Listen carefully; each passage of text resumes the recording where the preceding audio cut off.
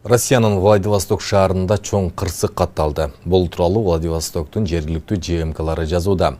Маалыматка ылайык, шаардын ЖЭП-2 жылуулук электр борборунда оңдоо иштерин жүргүзүү учурунда темир конструкция кулап түшкөн. Кулаган конструкциянын астында кыргызстандык 3 жумушчу калып кеткен. Алардын ичинен 2 киши жаракат алды.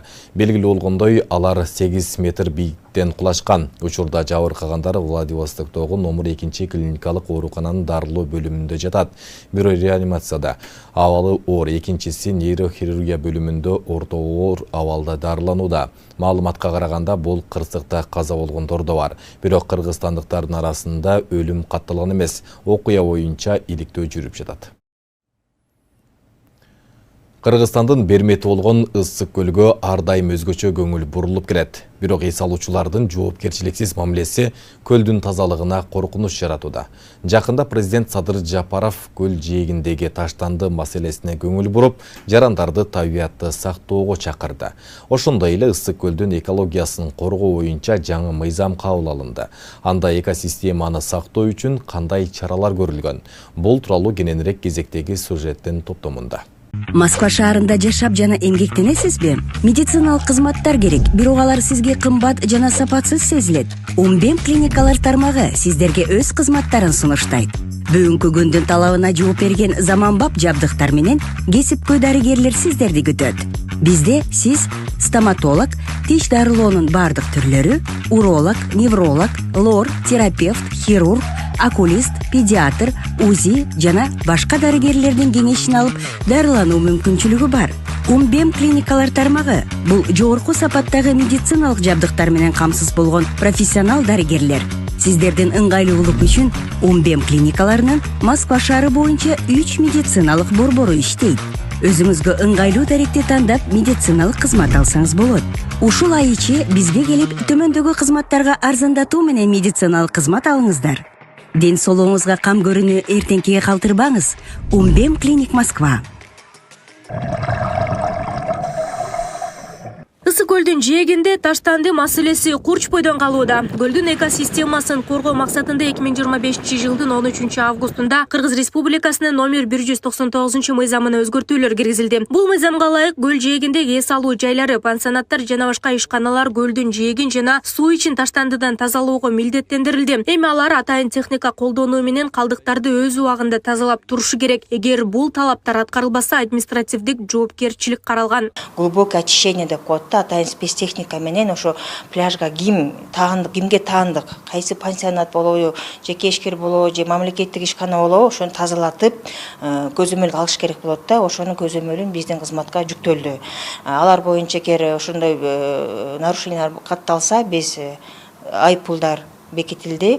5500 сом бул жеке жарандарга, 10.000 сом бул юридикалык мекемелерге деп жаңы мыйзам кабыл алынды, күчүнө кирди. Мындан аркы ошол мыйзам менен иш алып барабыз. Жакында өлкө башчы Садыр Жапаров социалдык тармакка видео жүктөп Ысык көлдүн жээгиндеги таштандыга толуп кеткен абалды көрсөттү. Ал 1 метрда таза жер жок экенин, атүгүл унаалар менен көлгө кирип алгандар бар экенин айтып, жарандарды табиятка аяр мамиле кылууга чакырды. Президент таштанды таштагандардын баары кыргызстандыктар экени өкүнүчтүү деп белгилеген. Абдан өкүнүчтүү. Ысык көл бизге бүгүн эле керектей колдонобуз. Тартипсиздер менен барлашып көрүп, 20, 30, 40, 50 жылдан кийин да урпактарыбызга таза табият керек деген нерсе бир дагы жараныбыздын оюна келбей турганын билип абдан өкүндүм. Жээктеги тартип бузган, таштанды таштаган, машина менен көлдүн ичине чейин кирип алган эс алуучулардын 100% өзүбүздүн жарандар экен. Урматтуу кыргызстандыктар, келгиле, табиятыбызды таза сактайлы. Өзүңөрдүн таштандыны өзүңөр жыйнай кетсеңер, колуңар сынып калбайт го акыры. Табият силерге бүгүн эле керектей колдонбогула да.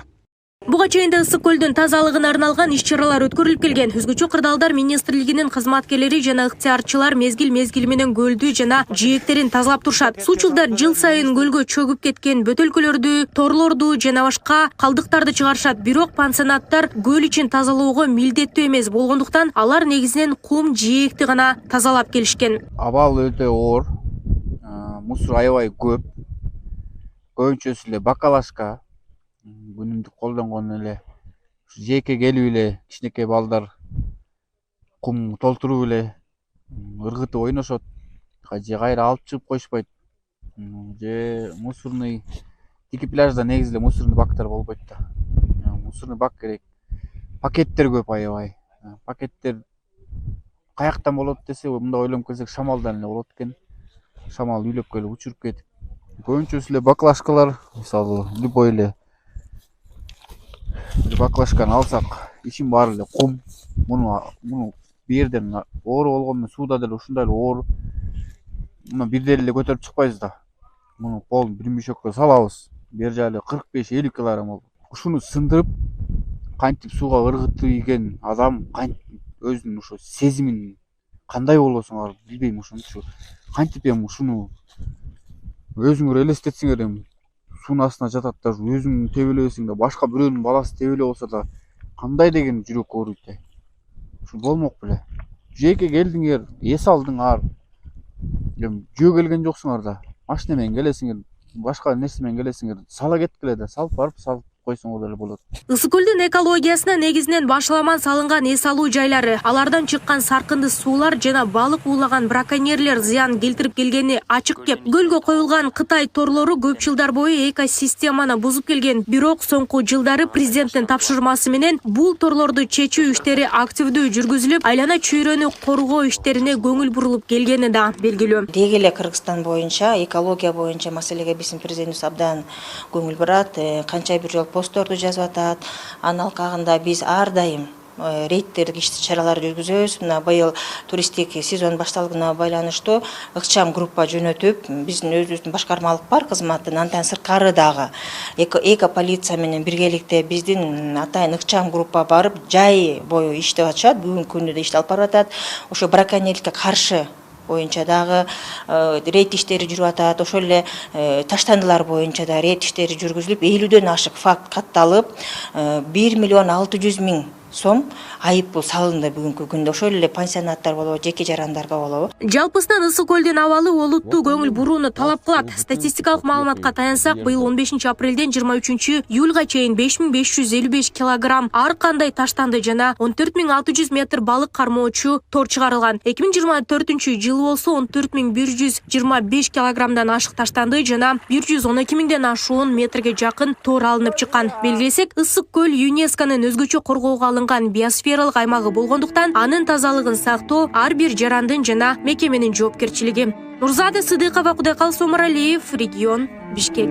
Урматтуу туугандар, эл мырзага зубур аябай жай жүрүп жатат. Алардын ыраазычылыгы үчүн ушул күнүгө колдон келишинче ушул балага жардам кылып туруңуздар. Ушул баланын күнүгө ушул басканы бала үчүн оор алып келип жатат. Ушул каражаты чогулуп бүтөр менен буйруса, эл мырза операцияга кеткен жатат туугандар. Ушул азыр апасынын колунда 1 миллион 600 миң сом турат. Ошондой эле 1 миллион 200 миң сом жетпей турат. 1 миллион 600 миң чогулуп, азыр ушул 1 миллион 200 миңи калды. Биз сиздерге видеону чыгарып берип жеткире беребиз туугандар. Кайрымдуулук кылуу сиздерден. Барыңыздардан Алла разы болсун. Ушул балага кайдыгер карабастан абалын карап туруп туугандар, колуңуздардан келген жардамды берип кетиңиздер. Реквизиттер Мукамбек П деп чыгат, М-банк, ошондой эле Сбербанк, Замира Мавлянова Ч деп чыгат туугандар, Россия өлкөсүнөн которгондорго. Ош шаарынын мэри Жеңишбек Токторбаев жаңы окуу жылына карата билим берүү мекемелеринин даярдыгын текшерип, таң эрте рейдтик кыдырууга чыкты. Алгач номер 10 Ленин атындагы мектепке барып, каналардын жана чарбалык абалдын жагдайы менен таанышты. Кала башчысы айрым кемчиликтерди байкап, парта жана отургучтарды жаңылоо тапшырмасын берди. Ошондой эле көп кабаттуу үйдүн артында жашаган 3 үй бүлөнүн абалынан кабар алып, аларды жаңы батирлерге көчүрүү чечимин кабыл алды. Бир күн өтпөй эле үй бүлөлөр жаңы турак жайлардын ачкычтарына ээ болушуп, кубаныч менен көчүүгө камдана башташты. Толугураак кийинки сюжетте сөз болот. Карабайсыңар, кабинеттен чыгып отурасыңар, кечке карта ойнап. Мына отуруп жазабы же мында кантип окуйт бул? Сиздер көчүрүп алып чыгып кетейин. Бүгүн асан болобу?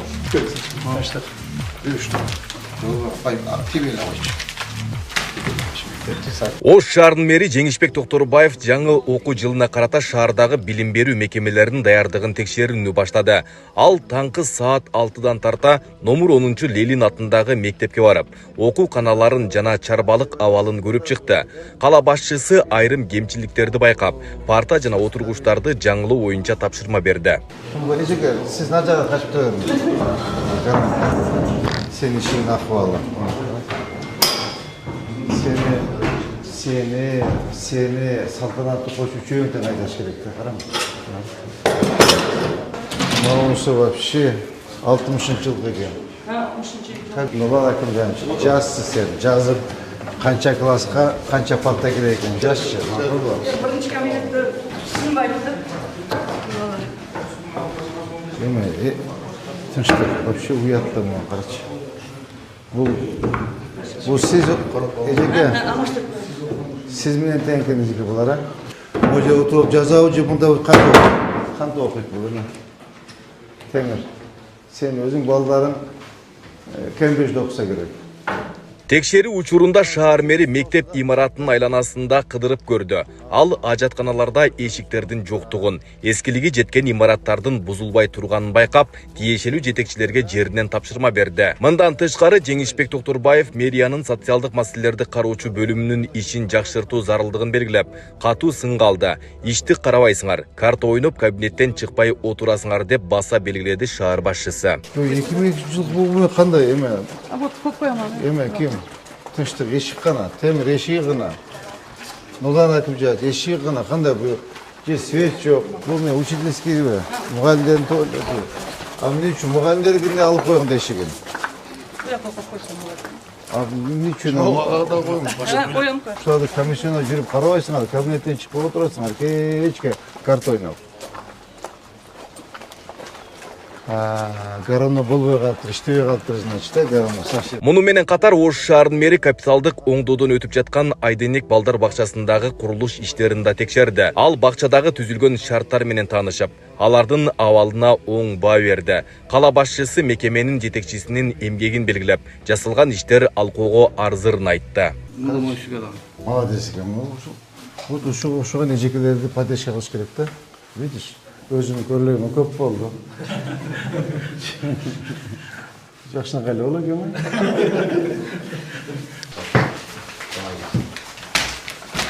Бүгүн асан болобу? Баштап. Бүштү. Бай, тибел алыч.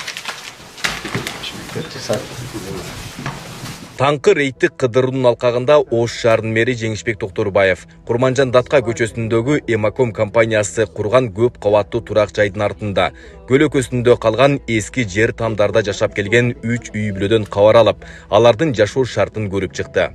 Ошол эле жашоо. Эч өзгөрүү жок. Келбеди сой компаниялар. Жоқ, алар бизди алдады да. Алдады, ооба. Так, бул кайсы курулуш? Булар аферисттер. Ошо бизди дагы ушул алдап.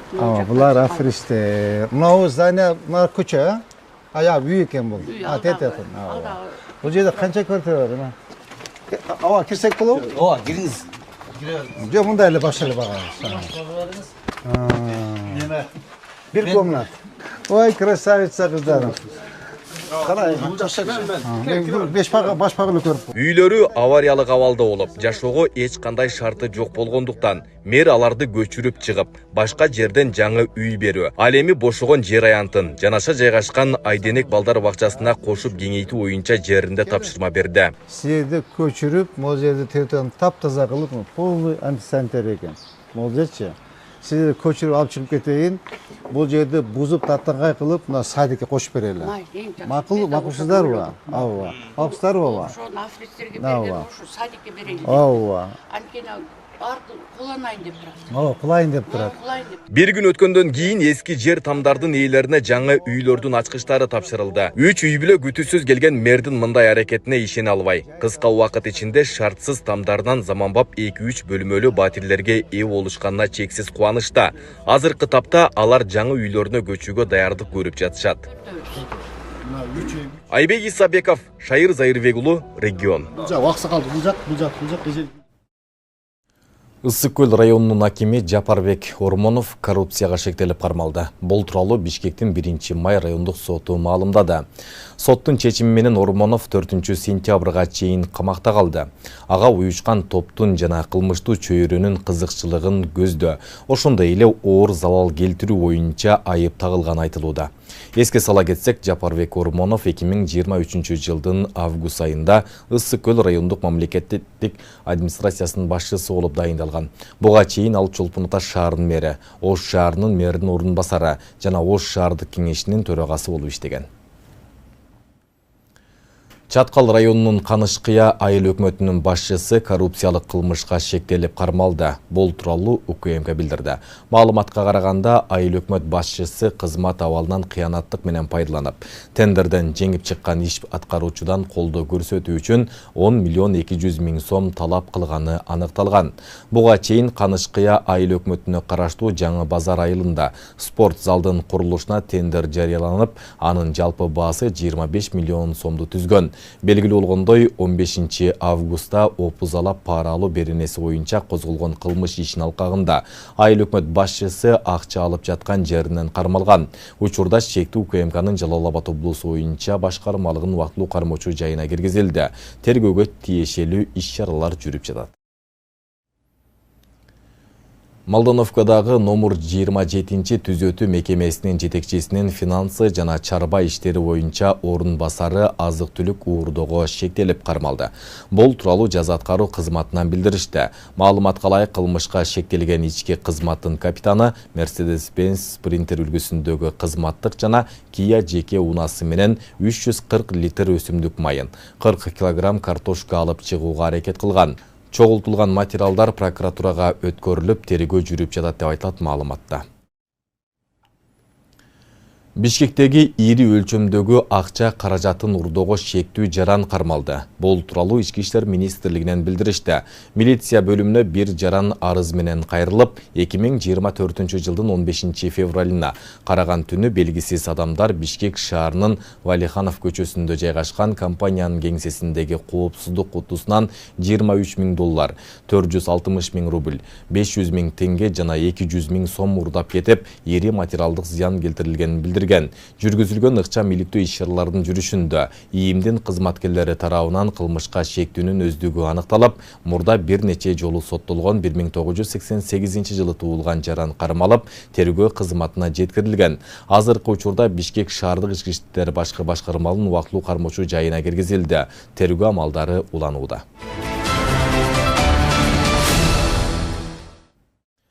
Кыргызстанда айдоочулук көлүктөрдү берүү жана алмаштыруу мөөнөтүн бир нече эсе кыскартуу, үйгө жеткирүү кызматын киргизүү сунушталууда. Учурда Уна мамлекеттик мекемеси иштеп чыккан бул токтом долбоору коомдук талкууга коюлган. Ага ылайык Уна мекемеси көлүктөрдү алмаштыруу жана берүү үчүн арызды онлайн киргизүүнү сунуштап, мында мөөнөт 1-2 күнгө чейин кыскарары айтылууда. Азыркы учурда айдоочулук көлүктү алмаштырууга кеминде 4 күн талап кылынат. Бүгүнкү күндө Кыргызстанда айдоочулук бөлүгүн алмаштыруучулар өзүнчө убарагерчилик тартып келишет. Анткени жаран биринчи мамлекеттик органга барып, сааттап кезекте туруп, арыз калтырып кетет. Андан кийин башка күнү даяр болгон күбөлүгүн алып кетүүгө аргасыз болот. Жалпы күбөлүктү алууга кеткен убакытты кошкондо кеминде 4-5 күн сарптайт. Асема Талайбекова да айдоочулук күбөлүгүн алмаштыруу үчүн учурда кезекте турган чагы. Ага керектелчү медициналык справкасын алуу үчүн да бир топ убактысын короткон. Автошколадан алган айдоочулук күбөлүктү, правамды жана медицинский справка 083 өзүмдүн по месту жительства поликлиникадан өтүп, анан онлайн түндүк аркылуу болот деди. Ошол 3 ммди көтөрүп алып келдим бүгүн. Поликлиникадан эле бир аз кыйынчылык болду, потому что бар эле ошол эле справкага, ошол эле азыр мектеп учуру дагы болуп, адистерге көбүрөөк туруп калдым да. Мындан улам Уна мекемеси айдоочулук күбөлүктөрдү берүү жана алмаштыруу мөөнөтүн бир нечеси кыскартуу үчүн арызды онлайн алуу жана үйгө жеткирүү кызматын киргизүүнү сунуштады. Мында мөөнөт 1-2 күнгө чейин кыскарат. Ага ылайык арыз берүүчүдөн кагаз түрүндөгү маалым каттар жана документтер талап кылынбайт. Бардык керектүү маалыматтар автоматтык түрдө мамлекеттик органдардын электрондук маалымат базасынан алынат. 10-15 мүнөттөй убакыты өзүнө кабыл алынат. Андан тышкары ал жактан документтердин буга чейин бөлүм секторлорго келип 5 документ кагаз жүзүндө көрсөтсө, ал электрондук форматта бүгүнкү күндө мобилдик түндүк тиркеме аркылуу тартылып, ал кагаздардын мажбуруу алып келүү максаты жоголот. Ошону менен 5 кагаз документибиз, ал медсправка, паспорт жана айдоочулук күбөлүк и окуу жайды бүткөн айдоочу күбөлүгү, ошолордун баары бүгүнкү күндө түндүк мобилдик тиркемеде тартылып, аны талап кылынбайт. Муну менен бирге ушул эле айдоочулук күбөлүктөрдү жаранга берүү максаты бул бизде каралып жатат, ошол жумуш алкагында. Ошол эле айдоочулук күбөлүктү электрондук форматта заявкасын берген соң, бул өзү берген адреске, телефонуна келип, адреске барып, ошол даректен алса болот. Ошол дарекке кайсы жерде болбосо. Андан тышкары бул биздин бөлүм секторлорго, агенттиктин бөлүм секторлоруна келип өзү дагы алса болот. Бул эки түрлүү, өзү алып кетсе ошол даректи указывать этет, а баягы келе албай же бөлүм секторлорго, агенттикке келе албаса, анда ошо даректи заявленияга киргизсе, ошол ал жактан уже айдоочулук күбөлүк ошол дарекке барып тапшырылат. Белгилей кетсек, буга чейин министрлер кабинетинин төрагасы Адылбек Касымалиев айдоочулук күбөлүгүн алмаштыргандар көбөйүп жаткандыктан бул процесс жөнөкөй болушу керектигин билдирген. Жогоруда айтылган демилге ишке ашкандан кийин жарандар айдоочулук күбөлүгүн үйдөн чыкпастан 5-10 мүнөттүн ичинде алмаштырууга мүмкүнчүлүк болорун кошумчалап, аталган тапшырма 100 күн ичинде аткарылышы керектигин эскерткен. Реформадан кийин кызмат көрсөтүүгө мекемеге барууга зарыл эмес болуп, орточо убакыт 1,5 сааттан 5-10 мүнөткө чейин кыскарышы керек. Документтердин саны 5 кагаз документтен 1 электрондук документке азайып, кызмат көрсөтүү форматты кагаз жана кол менен иштөөдөн түндүк тиркемеси аркылуу онлайн форматка өтүшү зарыл. Күбөлүктү даярдоо мөөнөтү 4 күндөн 1-2 күнгө чейин кыскартуу зарыл. Урматтуу кесиптештер, мына айдоочулук күбөлүктү алмаштыруу бул жөн гана документ эмес, жарандын мамлекетке болгон ишениминин көрсөткүчү. Биздин максат жарандарга ыңгайлуу шарт түзүп берүү, убакытын жана ресурстарын коргоо жана сапаттуу мамлекеттик кызмат көрсөтүүнүн жаңы үлгүсүн ишке ашыруу. Статистикалык маалыматка ылайык, өткөн жылы 124.520 айдоочулук күбөлүк берилген болсо, анын 54.481 эски күбөлүгүн жаңысын алмаштыргандар. Ал эми быйыл жарым жылда 85.816 күбөлүк даярдалып, анын 47.253 күбөлүгүн алмаштыргандарга берилген. Нурзат Көчүмкулова, Майрамбек Абдибилал уулу, регион Бишкек. Жалал-Абад шаарынын Спутник ичи шаарчасындагы Жеңижок көчөсү жана Мадияров көчөсүнүн бир бөлүгү пайдаланууга берилди. Атылган көчөлөрдү реконструкциялоого республикалык бюджеттен 98.743.000 сом акча каражаты жумшалган. Көчөлөрдүн ачылуу аземине кечээ 17 август күнү шаар мэри Эрнисбек Ормоков, шаардык кеңештин депутаттары жана шаар тургундары катышты. Толугураак кийинки материалда сөз болот.